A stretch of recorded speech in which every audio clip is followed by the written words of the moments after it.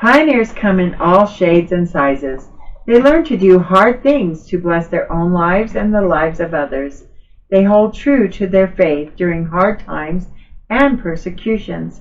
A pioneer, Benjamin Salkeld, my great-great-grandfather, was born in 1809 to William Salkeld and Amelia Rawson of Tickhill, England. He was prepared to accept the gospel of Jesus Christ in St. Mary's Church, where his family worshipped. The church has a stained glass window which reads, "The Father is God, the Son is God, the Holy Spirit is God." Benjamin's family also studied the Bible and had family prayer. Benjamin was a pioneer in education and became an avid reader and writer. He learned quickly to better his life to bless the lives of others. His father was a construction worker and his older brother a stonemason. Benjamin gained skills in carpentry, surveying, accounting, and architecture to become a master stonemason. In 1838, Benjamin married Emma Gunnings. Her parents were William Gunnings and Sarah Hangford of Langley, England. Emma was a pioneer who walked 50 miles to Tickhill to find a job in the textile mills, where she worked 16 hours a day, 6 days a week, to earn about 72 cents a week. The couple's first child, Charlotte, was born in 1839, but died at 6 months old, exactly 3 weeks after Emma's mother died. Benjamin moved his heartbroken wife into her father's home in Langley, where a son, William, was born in 1841.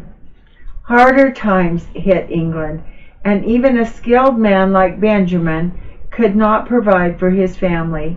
America held promise of good jobs and better pay.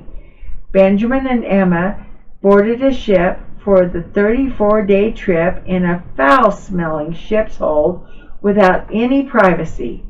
The sight of land was welcome indeed. Benjamin was able to find work near Philadelphia at 3 times what he earned in England, and he felt the growing promise of prosperity he had dreamed about. Their second daughter, Sarah, was born in 1843, about the time Emma developed a dry cough that was diagnosed as Weaver's consumption. By the time Emma was expecting their 4th child, both Emma and Benjamin realized Emma would not be there to see the children grow up.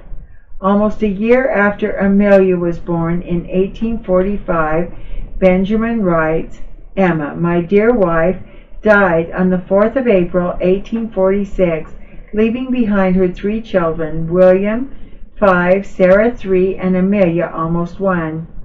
Few towns were better illuminated with gas lights than Philadelphia, but for Benjamin the light of his life had gone out. The streets of Philadelphia were filled with anti-immigrant rioters, fires, and other destruction, and the U.S. had declared war on Mexico, leaving his dreams of prosperity behind. He writes, left Philadelphia on July 1846. 12 days later, Benjamin simply states, Amelia died on our passage, the 15th day of July, 1846. It is hard to imagine Benjamin watching his baby daughter drop into the dark, cold sea as the ship moved towards England. 2 years later, he wrote, I was baptized in Sheffield in September of 1848. Benjamin believed the Latter-day Saint religion to encompass all life and living. He embraced the gospel of Jesus Christ, and as a true pioneer, he dedicated his every breath to living its precepts. In 1849, Benjamin married Martha Wilkinson, whom he believed the very individual appointed by the Lord as a fit wife and mother. Answering the call to gather to Zion, Benjamin and Martha joined other pioneers sailing from Liverpool. Cholera struck many of the Latter-day Saint group once they landed in New Orleans, and Martha became extremely ill, yet was healed completely when she received a priesthood blessing. Benjamin took his family to Illinois, where he could work for $1 a day. 1852, Benjamin had no work, nor sufficient means to go to Zion. If there ever was a time that Benjamin murmured, it may have been on this day. Yet he proclaims, "I am truly thankful to my Father in heaven, but oh, how glad I would have been to go to the valley this spring."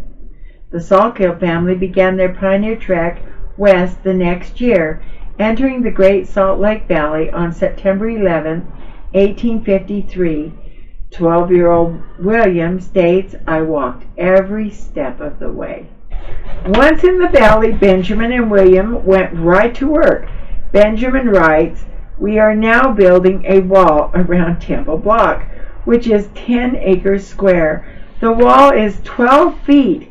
The bottom is stone dressed and the top is adobes, that is sun-dried bricks, and they stand the weather first rate. 10% of their labor was donated as tithing, and they received the rest in pay." Benjamin recorded happily in his journal they'd bought a home, and he and Martha were sealed together in the council house by Brigham Young. A letter to his family, Benjamin writes, "I wish you were here and knew something about the principles of this church. Please search the principles of the gospel. Joseph Smith is a true prophet of God, and Brigham Young is a true prophet too." Benjamin then asked his family to please read the Book of Mormon. In June of 1854, Benjamin surveyed and helped stake out the Salt Lake Temple and helped lay the foundation. Benjamin was able to work long into the year on the temple and build 2 houses, which enabled him to buy a farm in Mill Creek. During the winter of 1855, animals were standing in snow up to their necks, and many died. The following summer, Benjamin reports, "During this year we've had swarms of grasshoppers that came from all directions and destroyed all our crops. The miracle of the seagulls left some crops, yet there was no money, no work, and no food to be bought in the valley." Even though many complained, Benjamin was grateful for the blessing of the progress on the tabernacle, the dedication of the endowment house, and the completion of the wall around Temple Square and the temple foundation. The next year, Benjamin states, "We have raised the first wheat that we got after this hard times." Martha gleaned a little wheat, took it and got it ground, and made us some cakes of it. We felt to thank the Lord for it and ate it. The 4 years of the Utah War came just as living life was getting easier for the saints. Benjamin's family were among the 30,000 saints who moved out of the way of Johnston's army, leaving their homes stuffed with straw and ready to be burned if the command came. "All are gone south except a few men to keep guard," says Benjamin. After Johnston's army marched through Salt Lake City peacefully, some saints returned to their homes to see their crops growing, while others had none. Benjamin wondered, "How are we going to get along until next harvest? The Lord only knows at this time, but we are glad and in good spirits, believing that all these things are for our good if we are faithful." The next spring, on May 13th, Benjamin awoke to snow a foot deep. He writes, "We are trying to raise something to eat, being sensible that while we live, we must have food to eat. We have cattle and land and seeds and sense enough, therefore, to think we will try to raise our own bread. We all enjoy good health and many other blessings." When the Civil War broke out in the East, Benjamin writes, "We hear of war in the States and blood. Men's hearts are failing them for fear. It seems as if peace is taken from the earth. Accept a little that is left in Utah among the poor saints. We are trying to raise some bread that we may live upon the earth and help to build up the kingdom of our God on this earth. Like any good stonecutter, Benjamin left no stone unturned as he searched for his family history. As a pioneer, Benjamin spent many hours in the endowment house doing the temple work for his family. Benjamin waited for his daughter Sarah to help him do his dear first wife's temple work. Sarah was baptized for her mother and acted as proxy as Benjamin and Emma were sealed on the 6th of June, 1870. He also received his patriarchal blessing at that time.